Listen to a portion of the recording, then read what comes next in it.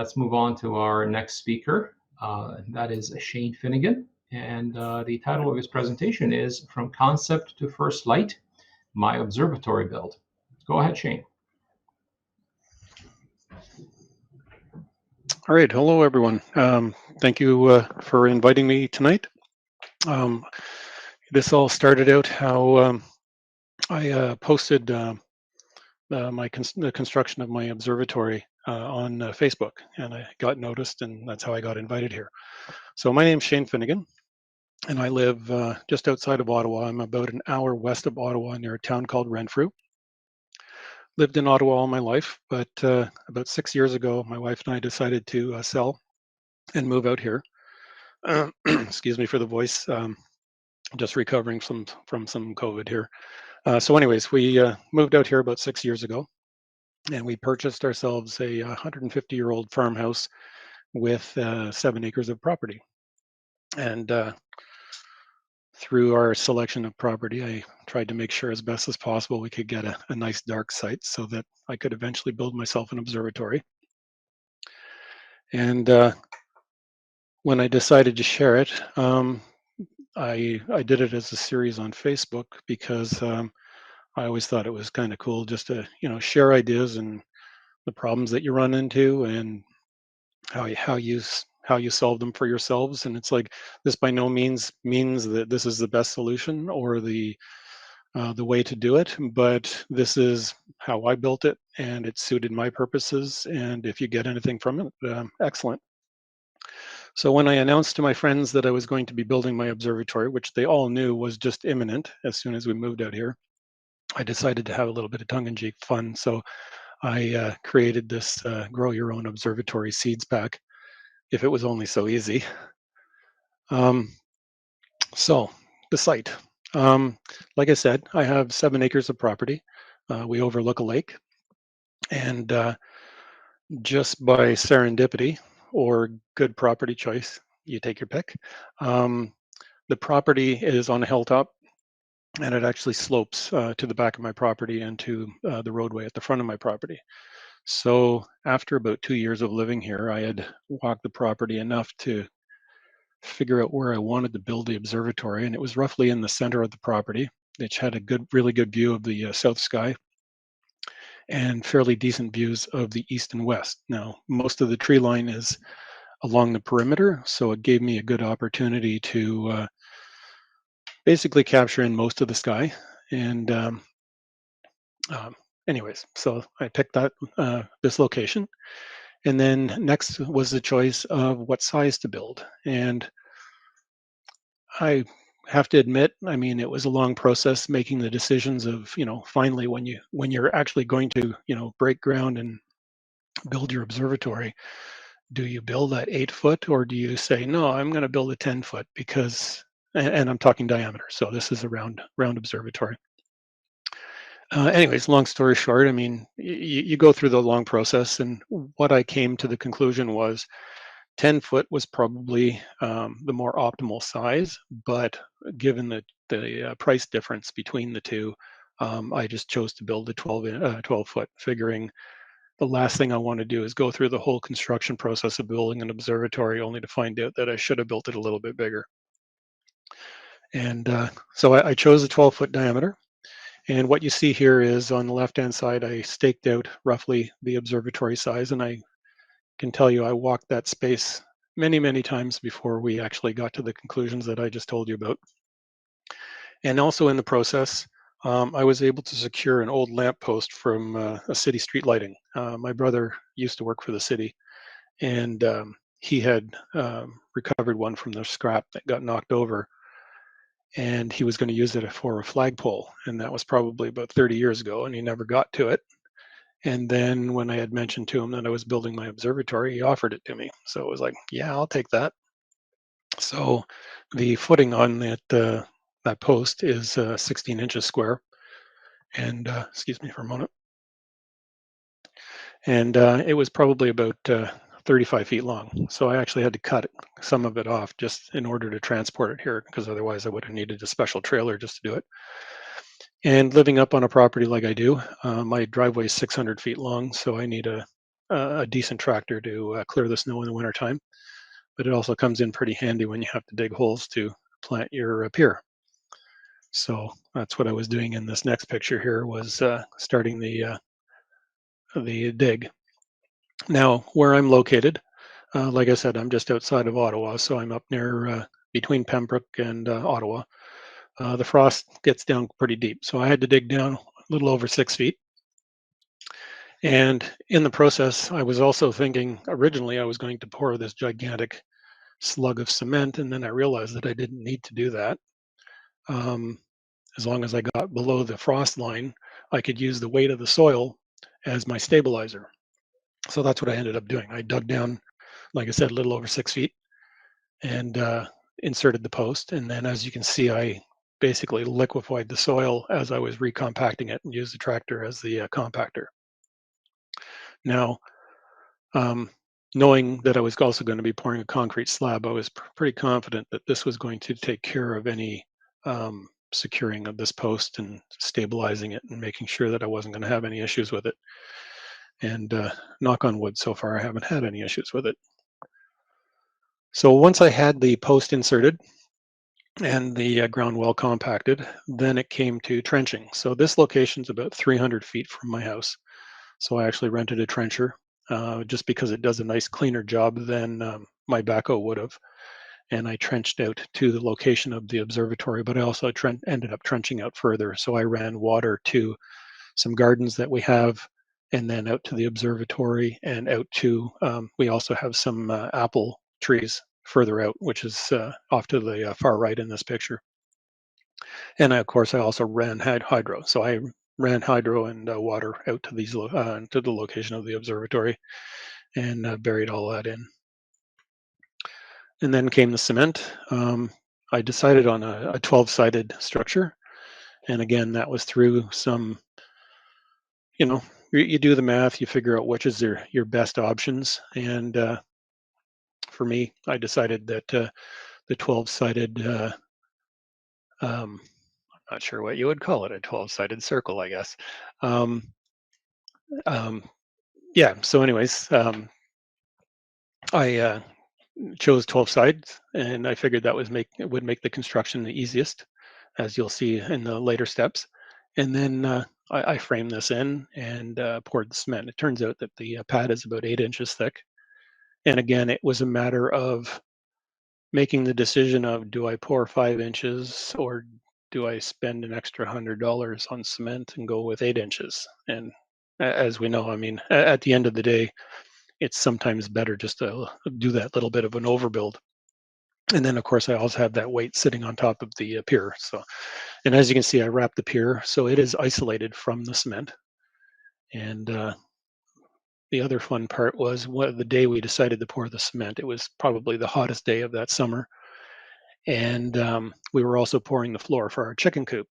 So I was using the tractor to load up the cement from the cement truck in the driveway, drive it over to one of the two locations, and pour it. So it was quite the adventure, because it was just my wife and I doing this, and a little bit scary too, because you realize that once you're committed, it's there's no turning back, and if the cement starts to harden up, you're kind of in trouble. So once I had all of that done, I pre-assembled all of my wall panels before I moved them out to actually do the assembly. So um, what I also realized was, instead of trying to cut 15-degree angles, it was far easier to cut one side of the panel at 90 degrees and the other side at 30 degrees. And it actually assembles together quite nicely. And you end up with um, quite an easy build to construct. As you can see, it's 3 vertical studs, the 2 horizontal plates, and then it's 90 degree on one side, 30 degree on the other. So once I have the main floor in, the main floor is roughly about 6 feet once you put the floor on top of it. And then I incorporated a stairway into it. And again, that was part of the reason why I went with the 12-foot diameter, was I wanted to have the stairs on the inside of the structure. And it also allowed, because of the 12-foot, just enough of space where I could put the stairs in one panel. So I can actually traverse from the ground floor up to the second floor, all within one panel, or a wall panel is what I'm trying to get at here. And then they're not quite standard stairs, but my criteria was that if my oldest daughter and my who has Down syndrome and my small dog can make it up the stairs without any issues, then I succeeded, and it turns out that they can both use the stairs no problem at all, and they're quite happy using them. So it works out quite well. So once I got the stairs in, I started putting the decking in, and as you can see, I used pressure treated for a lot of this construction, and that was just trying to foresee the possibilities of what might happen, and if any water got into the structure, I would be extra protected.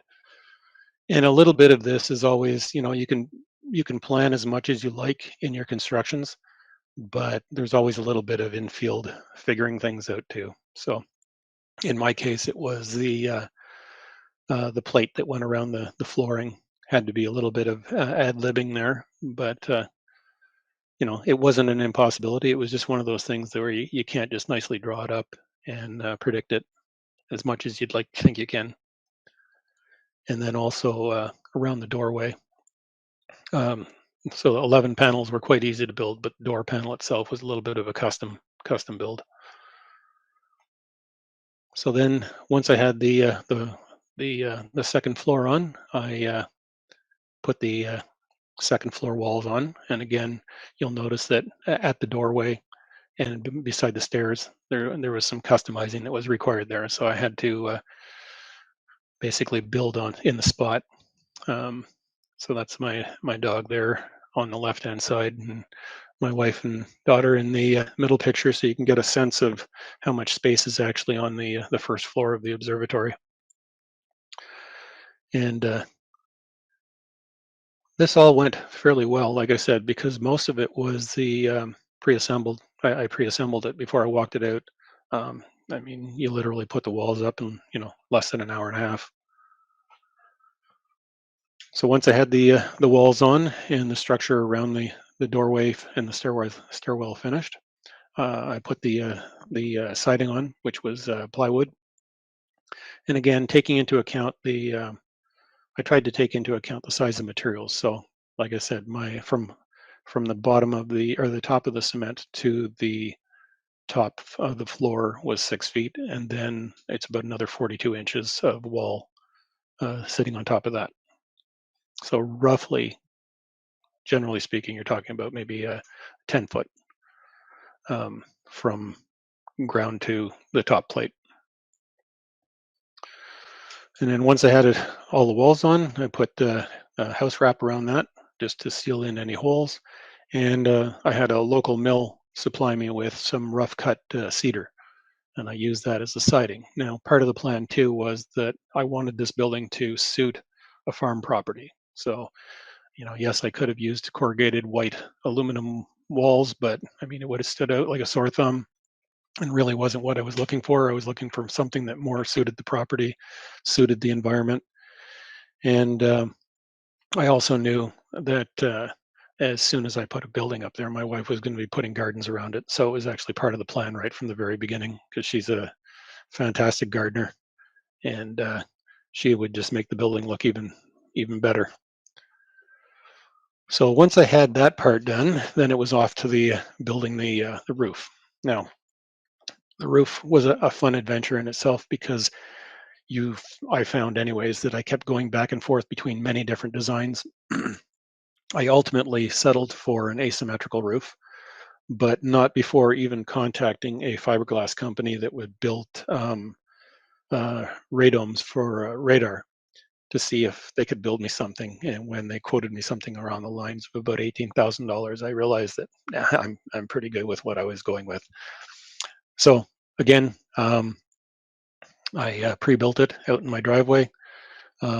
The panel in the top left is actually just plywood cut in 3 different sections, as you can see in the lower left, and then stacked to get the thickness that I wanted. So they're 5/8 plywood, cut and then stacked and alternating the joints to make it even stronger. So once I had that built, and I measured across several times to make sure that I had built it round, then I started with the aperture and then built from there around. Now this I had already drawn up. I had a very good idea of what I wanted to do here, and again, the construction goes fairly quickly. So once I had the entire structure built and ready for the roofing material, it was a simple matter of picking it up with the tractor and moving it over. Now, I should say at this point, the roof only weighed about maybe 300 pounds. You could stand in underneath it and lift it up off the ground if you wanted. I mean, it wasn't easy, or I should actually, no, it was less than 300 pounds because I could move it. Um, but obviously, to move it up on top of the structure, you use the tools that you have available to you if it's going to make your life easier. And again, it went very easily. My son was up on the top part there, just helping guide it, and we pushed it up there with the tractor with minimal effort and no damage to anybody or anything. So this is at the stage where the roof is sitting there. Um, Gives you an idea of overall what the structure is going to look like, and how I constructed the roof panels. So what I ended up deciding to do with is go with was a polycarbonate roofing material. The advantage to this was that it was extremely lightweight. It was relatively cheap, and you get the added bonus that you get some light into the building. So it actually makes it nice in there when you want to work in there. You've got good lighting, and like I said, I mean the roof is still very very light. I would guesstimate with the panels probably around 300, maybe a little bit more than 300 pounds. So it was easy enough. The once the roof was in place, I used the ladder to install the panels from the inside, and I had a ladder on the outside to do the perimeter, and it was quite easy to do. So the roof from base to top is about 4 feet. So once I had the panels in place, then I installed the casters. I picked up 12 of those from Princess Auto. I waited until they were on sale because I'm cheap, and each of these are rated for 300 pounds. So in theory, one caster is good enough for the entire weight of the entire roof. So I've got 11 extra just as a safety. And then to build the hatch and make it operable, what I used was it's actually a broomstick, a wooden broomstick, hardwood. And at the top there is it's a sanding pad that you can buy metal sanding pads that have the articulations, the metal articulations, so that they bend in each different direction. So I cut that down and mounted it there so that I can use the broomstick to screw it in place and then lift it up, open my hatch, and it also secures the hatch at the same time. And then when I'm finished, basically I unhook it, lower it down, and I can secure my aperture um, for when it's not in use. So this was pretty much the probably August time frame, August, yeah, around there. And I had mostly finished the construction of the building. I did run into a number of issues with getting the roof to rotate properly, and it was mostly because of how I was trying to guide the roof. So that was a bit of a learning curve. But I was at least able to say that I have an observatory now. So I christened it, and seeing that I'm located close to the Madawaska River, I decided I'd call it the Madawaska Optical Observatory, or MOO for short. I figure you always have to be able to laugh at yourself. So I go visit MOO regularly. And then these are some close-up shots. You can see in the top left the latch, what I use to hold the aperture down when it's not in use. I have a wide shot there with some rope lighting that I haven't yet mounted. And then you can also see the casters at the interface between the roof and the walls. And at that point, I also have the aluminum flashing. So I have aluminum flashing in an L shape there. And then on the outside, the roof also mimics a reverse L. So for anything to come in, it literally has to do two 90-degree turns. The top plate, I had a good friend of mine who's also a um, gunsmith, and he has his own machine shop create this for me. So I just drew it up for him, told him what I wanted, and then he cut it for me and built it. And then the top of the pier, um, I calculated out where I wanted my mount to sit relative to the floor. So if I was looking at the zenith with my telescope, where exactly would I would be situated. And then I cut the pier off at that space, sanded it to about as flat as I could, basically using a large board with sanding paper stapled to it, and just keep working it with the sandpaper and the level until I got it to what I was happy with. Then I mounted the top plate. So that was the end of the first year construction. It was more or less done at that point, but there was still many steps that I wanted to do. And as you can see, I have the telescope mounted there, and that was 2020. So I was actually looking at Mars for that.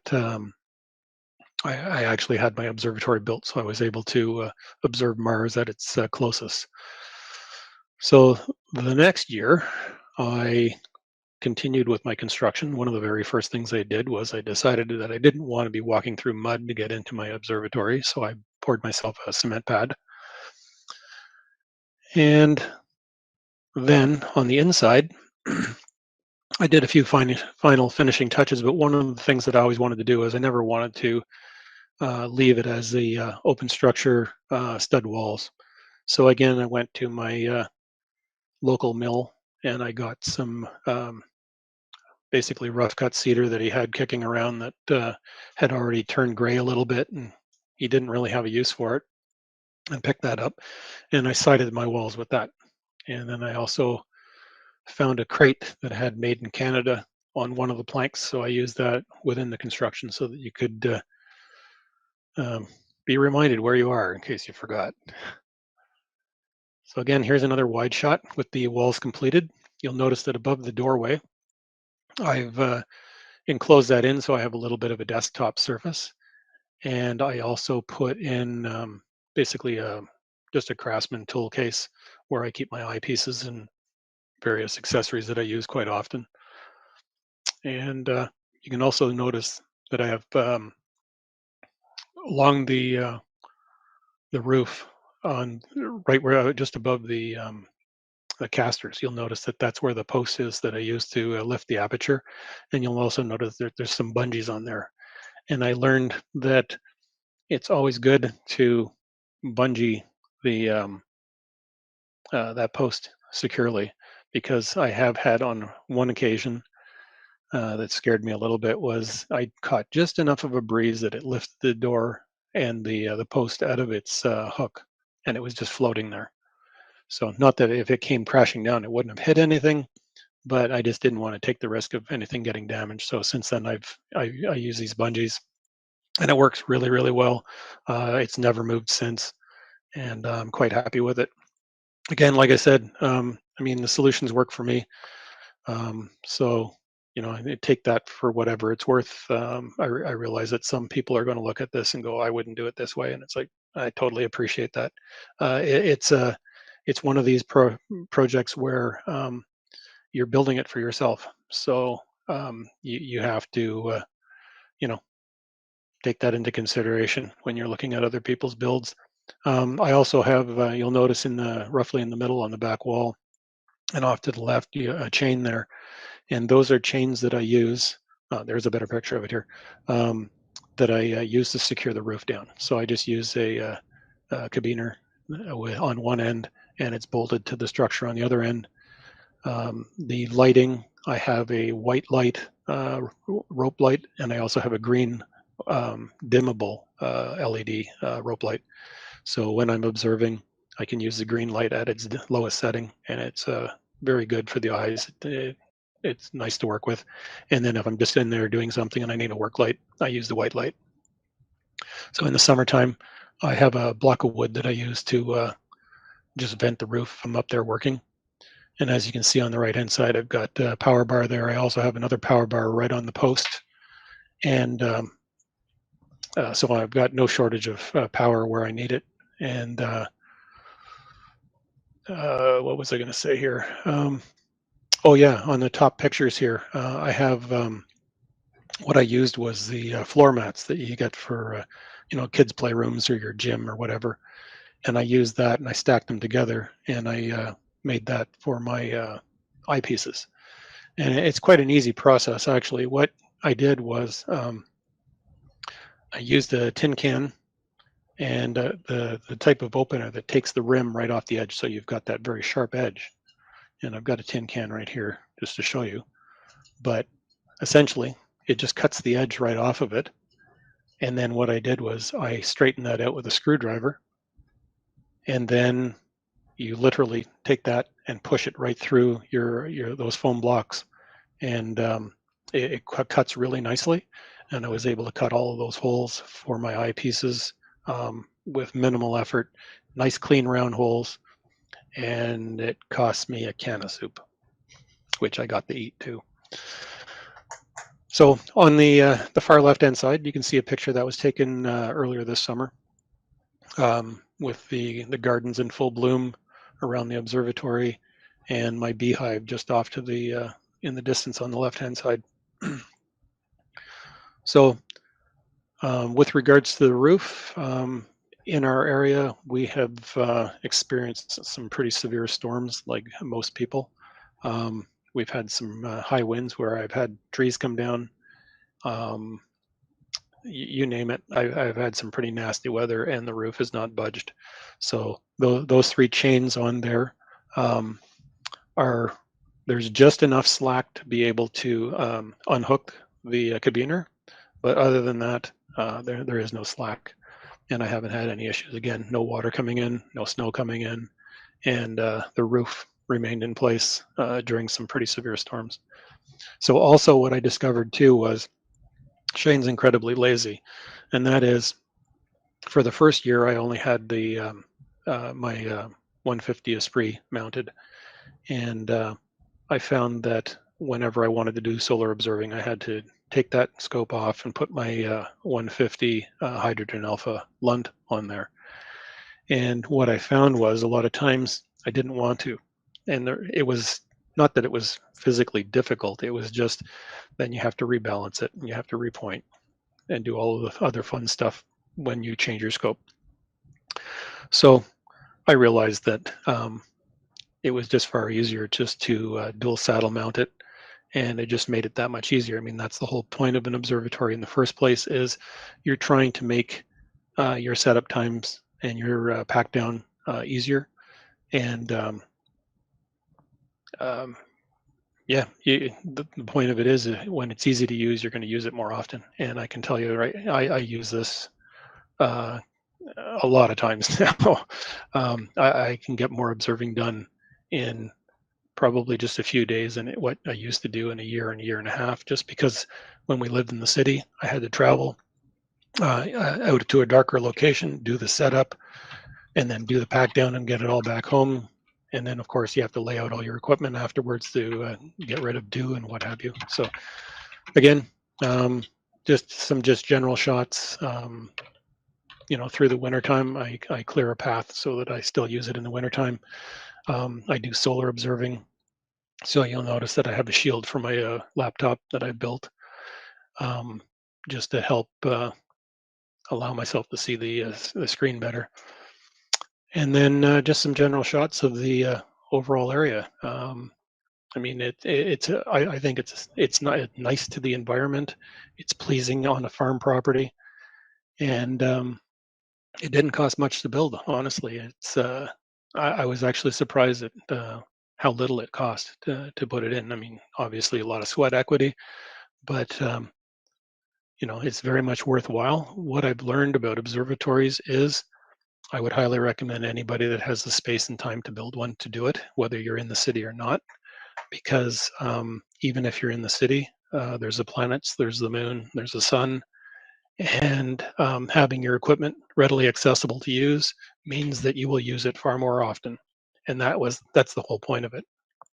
So on the right-hand side here is just a picture of the Milky Way from my property that I took there earlier this summer, just to give you an idea of what kind of sky I have. So reasonably dark considering where I am, um, and I'm quite happy with it. I also failed to mention that on my pier, before I put the cap on for the mount, I did fill the post with sand to help dampen some of the vibrations, because obviously it was quite a long post. And I can honestly say that um, I'm very happy with it. I don't have any movement. I've been able to do some imaging that I'm quite pleased with. And as I said, I've used my observatory um, so much now that I can't say enough nice things about having an observatory available. So if you ever have the chance, I would highly recommend you build one. And I just wanted to show you one last thing, and then I'll wrap it up here. But just because this is the type of person that I am, I built this um, when I was conceptualizing the building, just so that I had a good idea of what I was getting myself into and how it would look on the property. So basically, I just built a scale model out of cedar, and it just helped me, like I said, work through some of the problems on the the construction. Just you want to try to save yourself the problems of running into something in the field once you're actually building it. So this helped me do some of that. Now the roof wasn't asymmetrical, but that was also part of a previous design that I ended up abandoning. So, and that's about it. I mean, like I said, I just wanted to share it so that everybody had the opportunity to, you know, if you get any good ideas out of it, I mean, take them and run. I mean, that's the whole point of sharing it. And that's about it. So thank you very much. Thank you, Shane. That's a fabulous observatory that you've built, and great carpentry skills to pull it off. Oh, thank you. And thank you so much for sharing it with us. I'm glad I found you on the internet to Yeah. show us this. Do we have any questions for Shane? Yes, we do. Shane, can you hear me? Yes, I can. Great. The first question comes in from Guy. How does a polycarbonate roof handle heat inside the observatory? On the really hot sunny days, it can get a bit toasty in there. And what I've discovered is just using a fan, and I have some venting that I've since installed. I don't have any problems. I mean, we're also blessed with living in an area of the world where, it's not going to get. We're not Arizona hot, is what I'm trying to say. So, if I was in Arizona, I probably wouldn't recommend it. But if I was in a more temperate zone like where I am at, it's a workable design. Great. Thank you. Next question comes in from Andy Beaton. Are there problems with the wind when the lid's open? Surprisingly, no. What I discovered was when I do lift my aperture and have it in place, if it's really windy, it ends up acting like a sail or basically like a weather vane. So it will move my roof for me. But I haven't had any observing issues. I haven't had any issues where the wind lifted it off. And I mean, I could automate my observatory if I really wanted to, but what I've discovered was I'm one of those weird few that just like to be out in the observatory and enjoying the environment at the time. Get to listen to the coyotes and the owls and observe. So, but yeah, I haven't had any problems with the wind. That's great. The next question comes in from Stephen Douglas. Was a building permit required? If so, how did that go? Well, I was fortunate enough that I'm built just underneath the size that I need, and being a round building, it gets you to play around a little bit. So I was able to not have a building permit or not require a building permit. So That's great. Next up, did you consider a roll-off, and what made you decide on your design? I did. I looked at so many different designs. It's crazy, and it's when you finally have the property and the desire to build something, and then you start thinking of every possible thing. And ultimately what it came down to is I'm not really a fan of roll-offs. And it's like, no offense to anybody that has them. They do a great job. It was just for my purposes, I was trying to avoid having that additional structure from the building. And I also knew that I wanted to build a 2-story building. So building it with a roll-off would have been a little bit more challenging. So I did look at building a roll-off, but I quickly abandoned it for the reasons that I mentioned. And I should mention the reason why I had wanted to build a 2-story was I had read long ago, and whether it's true or not, I don't know, but we can debate this later, that there was a considerable amount of ground effect within, the first 6 feet or 7 feet of closest to the ground, where you get a lot of turbulence, you get a lot of moisture. So my theory was that if I could raise myself up even just a little bit, one, I benefit with the horizons, but I also benefit with getting myself out of at least, that the thickest layer of muck that, I realize we're only talking 6-7 feet, so it's not anything crazy, and I do find that I think I can say that there is a difference. But what I have noticed was with the observatory is I've never had to use my dew heaters since I've built the observatory, not once. And I've observed in just about every type of condition you can imagine, including to the point where you walk outside and your shoes are absolutely soaked through from walking through the wet grass. So there is some benefits to the observatory there. And as for the second story, I suppose there's some benefits there too. That's great. That actually answers 2 of our other questions. But Paul Markov wants to know, what do you use the first floor for? I use the first floor for storing the boxes from my observing equipment. I keep my beekeeping equipment there, and on the off season, I'll move a few pieces off the that we want to store out of the winter. I'll move them in there too. But the idea was that I could build a warm room if I wanted to, and so far I haven't had the desire. I find that I'm quite happy sitting up there at the telescope, taking it all in, and then packing it up. But like I said, I tried to future-proof a little bit too, and that's why I overbuilt and went a little bit bigger, because if I want to do some public astronomy with the local communities, I have that option with a 12-foot observatory, where had I built an 8-foot, it would have been perfectly fine for me, but it would have limited what I could potentially do with it. Well, great, thank you. No more, that's it for questions, but we have one comment from Lewis who says, "Cool, Shane, excellent presentation." Well, thank you. And that's it. Thank you. Thanks. Absolutely. Excellent presentation, Shane. Thanks again.